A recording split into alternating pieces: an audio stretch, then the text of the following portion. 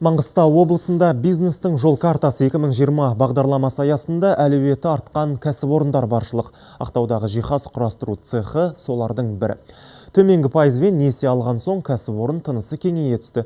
Ресейден соңғы үлгідегі қондырғылар алып, өнім сапасын арттырды. Жергілікті жастарды жұмыспен де қамтып отыр. Жеке кәсіпкер Серік Әшімов жастайынан өз бетінше еңбек еткен. Дербес кәсіп ашу арманы Ақтауға келгелі орындалыпты. Даму қорынан несие алып, кәсіпорынды кеңейтті.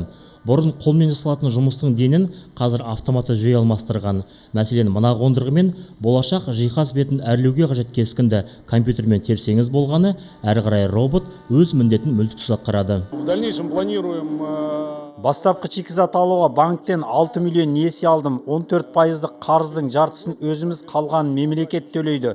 Тұтынушылар сұранысына орай қарапайым үлгіден бастап эксклюзивті жиһаз құрастырып шығарамыз. Цехта тәжірибелі жастар жұмыс істеуде.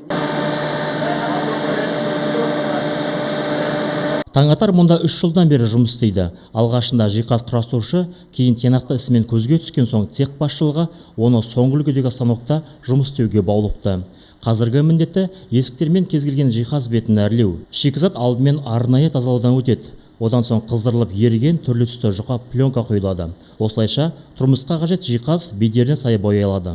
Қолөнер жағына өзім қызығам. Басында қиын болды әрине. Жаймен үйрендік, қазір шүкір жақсы жұмыс жасап келе жатыр. Жұмысым өзіме ұнайды. Ұжым өте жақсы. Бір үйдің баласында жүреміз осында. Жалақыны уақытында беріп тұрады. Кешігу, ондай проблемалар болмайды. Қазір кәсіпорында 14 адам жұмыс істейді. Өңірде бұл салаға оқытатын кәсіптік оқу орны жоқ. Сондықтан мұндағы мамандар жаңадан келген жастарды өздері үйретеді. Бір жыл көлемінде жаңа келген жұмысшы тәжірибе жинақтап үлгереді. Алдағы күндері өндіріс көлемі де ұлғаймақ, яғни жаңа жұмыс орындары ашылмақ. Талғат Исламұлы, Ринат Төсәлиев, хабар Ақтаудан.